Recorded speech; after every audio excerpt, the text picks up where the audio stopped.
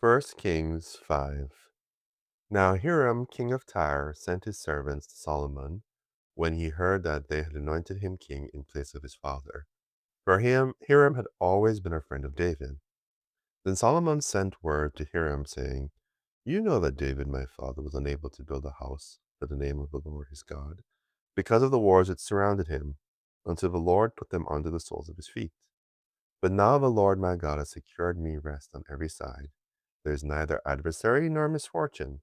So behold, I intend to build a house for the name of the Lord my God. Just as the Lord spoke to David my father, saying, Your son, whom I will put on your throne in your place, he will build the house for my name. Now then, issue orders that they cut cedars from Lebanon for me, and my servants will be with your servants, and I will give you wages for your servant in accordance with all that you say. For you yourself know that there is no one among us who knows how to cut timber like Sidonians. When Hiram heard the words of Solomon, he greatly rejoiced, and he said, Blessed be the Lord today, who has given to David a wise son over his great people. So Hiram sent word to Solomon, saying, I have heard the message which you have sent me. I will do everything you wish concerning the cedar and juniper timber. My servants will bring the timbers down from Lebanon to the sea, and I will have them made into rafts, to go by sea to the place where you direct me. And I will have them broken up there, and you will carry them away. Then you shall do what I wish by giving food to my household. So Hiram gave Solomon all that he wished of the cedar and juniper timber. Solomon then gave Hiram 20,000 cores of wheat as food for his household, and 20 cores of pure oil. This is what Solomon would give Hiram year by year. Well, the Lord gave wisdom to Solomon, just as he promised him, and there was peace between Hiram and Solomon, and the two of them made a covenant. Now King Solomon conscripted forced laborers from all of Israel, and the forced laborers numbered 30,000 men. Then he sent them to Lebanon, 10,000 a month in shifts. They were in Lebanon for a month, and 2 months at a time. And Adoniram was in charge of the forced laborers. Now Solomon had 70,000 porters, and 80,000 stonemasons in the mountains. Besides Solomon's 3,300 chief deputies who were in charge of the project and ruled over the people who were doing the work, then the king issued orders, and they quarried large stones, valuable stones, to lay the foundation of the house with cut stones. So Solomon's builders and Hiram's builders and the Gebalites cut the stones, and they prepared the timbers and the stones to build the house. First Kings 6. Now it came about in the 480th year, after the sons of Israel came out of the land of Egypt, in the 4th year of Solomon's reign over Israel, in the month of Ziv, that is the second month, that he began to build the house of the Lord. And the house which King Solomon built for the Lord was 60 cubits in its length, and 20 cubits in its width, and its height was 30 cubits. The porch in front of the main room of the house was 20 cubits in length, corresponding to the width of the house, and its width along the front of the house was 10 cubits. Also, for the house he made windows with artistic frames. Against the wall of the house he built stories encompassing the walls of the house around both the main room and the inner sanctuary. So he made side chambers all around. The lowest story was 5 cubits wide, the middle was 6 cubits wide, and the third was 7 cubits wide. From the outside he made offsets in the wall of the house all around, so that the beams would not be inserted into the walls of the house. The house, while it was being built, was built of stone finished at the quarry, and neither hammer nor axe nor any iron tool was heard in the house while it was being built. The doorway for the lowest side chamber was on the right side of the house, and they would go up by a winding staircase to the middle story, from the middle to the third.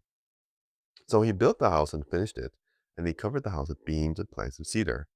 He also built the stories against the whole house, each 5 cubits high, and they were attached to the house with timbers of cedar. Now the word of the Lord came to Solomon, saying, As for this house which you are building, if you will walk in my statutes and execute my ordinances and keep all my commandments by walking in them, then I will fulfill my word with you which I spoke to David your father, and I will dwell among the sons of Israel, and I will not abandon my people Israel. So Solomon built the house and finished it. He built the walls of the house on the inside with the boards of cedar. From the floor of the house to the ceiling, he paneled the walls on the inside with wood. and he paneled the floor of the house with boards of juniper. He also built 20 cubits on the rear parts of the house with boards of cedar. From the floor to the ceiling, he built them for it. And the inside as an inner sanctuary as the most holy place. The house, that is, the main room in front of the inner sanctuary, was 40 cubits long. There was cedar inside the house, carved in the shape of gourds and open flowers. Everything was cedar. There was no stone visible. Then he prepared an inner sanctuary inside the house in order to place there the ark of the covenant of the Lord. The inner sanctuary was 20 cubits in length, 20 cubits in width, and 20 cubits in height, and he overlaid it with pure gold. He also paneled the altar with cedar. So Solomon overlaid the inside of the house with pure gold. And he extended chains of gold across the front of the inner sanctuary, and he overlaid it with gold. He overlaid the entire house with gold until all the house was finished. Also, the entire altar, which is by the inner sanctuary, he overlaid with gold. And in the inner sanctuary, he made two cherubim of olive wood, each 10 cubits high. The one wing of the first cherub was 5 cubits, and the other wing of the first cherub was 5 cubits. From the end of one wing to the end of the other wing were 10 cubits. The second cherub was 10 cubits. Both the cherubim were of the same measurement and the same form. The height of the one cherub was 10 cubits, and so was that of the other cherub. He placed the cherubim in the midst of the inner house, and the wings of the cherubim spread out so that the wing of the one was touching the one wall, and the wing of the other cherub was touching the other wall, and their wings were touching end to end in the center of the house. He also overlaid the cherubim with gold. Then he carved all the surrounding walls of the house with engravings of cherubim, palm trees, and open flowers for the inner and outer sanctuaries. And he overlaid the floor of the house with gold for the inner and outer sanctuaries. And for the entrance of the inner sanctuary, he made doors of olive wood, the lintel, and 5-sided doorposts. So he made 2 doors of olive wood, and he carved on them carvings of cherubim, palm trees, and open flowers, and overlaid them with gold. And he overlaid the cherubim and the palm trees with gold. So too he made for the entrance of the main room 4-sided doorposts of olive wood, and 2 doors of juniper wood. The 2 leaves of the one door turned on pivots, and the 2 leaves of the other door turned on pivots. He carved on it cherubim, palm trees, and open flowers, and he overlaid them with gold plated on the carved work. And he built the inner courtyard with 3 rows of cut stone and a row of cedar beams. In the 4th year, the foundation of the house of the Lord was laid in the month of Ziv, and in the 11th year, in the month of Bul, that is the 8th month. The house is finished in all its parts, and in accordance with all its plans. So he was 7 years in building it. 2 Chronicles 2. Now Solomon decided to build a house for the name of the Lord, and a royal palace for himself. So Solomon assigned 70,000 men to carry loads, 80,000 men to quarry stone in the mountain, and 3,600 to supervise them. Then Solomon sent word to Huram, the king of Tyre, saying, As you dealt with my father David and sent him cedars to build him a house to live in, do it for me. Behold, I am about to build a house for the name of the Lord my God, dedicating it to him to burn fragrant incense before him, and to set out the showbread continually, and to offer burnt offerings morning and evening, on Sabbaths, on new moons, and on the appointed feasts of the Lord our God. This is to be done in Israel forever.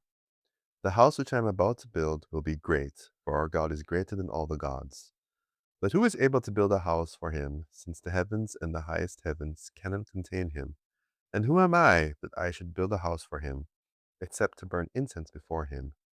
Now send me a skilled man to work in gold, silver, brass, iron, and in purple, crimson, and violet fabrics. One who knows how to make engravings, to work with the skilled workers whom I have in Judah and Jerusalem, whom my father David provided. Send me also cedar, juniper, and algum timber from Lebanon.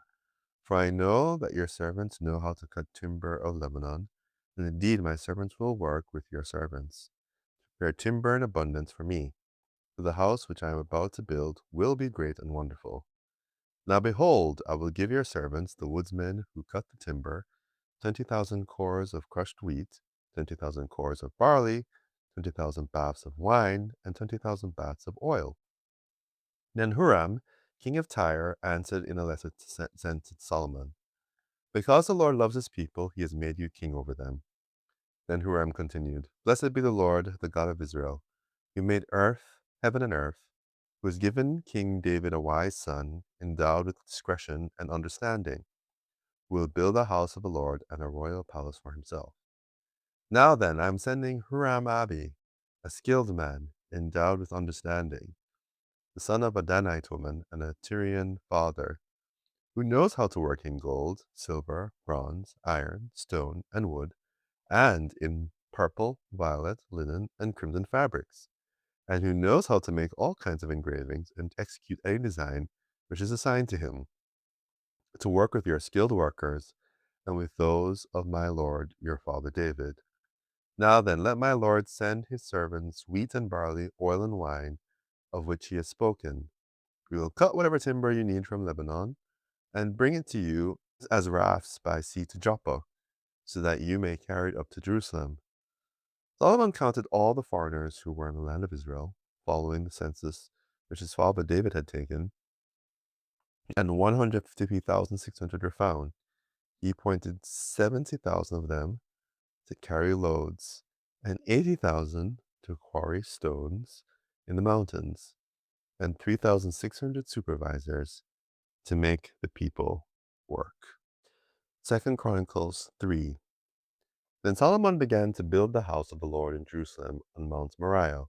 When the Lord had appeared to his father David at the place that David had prepared on the threshing floor of Ornan the Jebusite, he began to build on the second day in the second month of the 4th year of his reign. Now these are the foundations which Solomon laid for building the house of God. The length in cubits, according to the old standard, was 60 cubits, and the width 20 cubits. The porch, which was in front of the house, was as long as the width of the house, 20 cubits, and the height 20, and inside he overlaid it with pure gold. He overlaid the main room with juniper wood, and overlaid it with fine gold, and he ornamented it with palm trees and chains. Further, he overlaid the house with precious stones, and the gold was gold from Parvaim. He also overlaid the house with gold, the beams, the thresholds, and its walls and doors, and he carved cherubim on the walls. Then he made the room of the most holy place. Its length across the width of the house was 20 cubits, and its width was 20 cubits, and he overlaid it with fine gold, amounting to 600 talents. The weight of the nails was 50 shekels of gold. He also overlaid the upper rooms with gold. Then he made 2 sculptured cherubim in the room of the most holy place, and overlaid them with gold. The wingspan of the cherubim was 20 cubits. The wing of one of 5 cubits touched the wall of the house, and its other wing of 5 cubits touched the wing of the other cherub. The wing of the other cherub of 5 cubits touched the wall of the house, and its other wing of 5 cubits was attached to the wing of the first cherub. The wings of these cherubim extended 20 cubits, and they stood on their feet facing the main room. He made the veil of violet, purple, crimson, and fine linen, and he worked cherubim into it. He also made 2 pillars for the front of the house, 35 cubits high, and the capital on top of each was 5 cubits.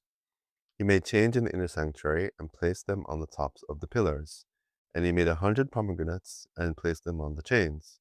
He erected the pillars in front of the temple, one on the right and the other on the left. And he named the one on the right Jachin, and the one on the left Boaz.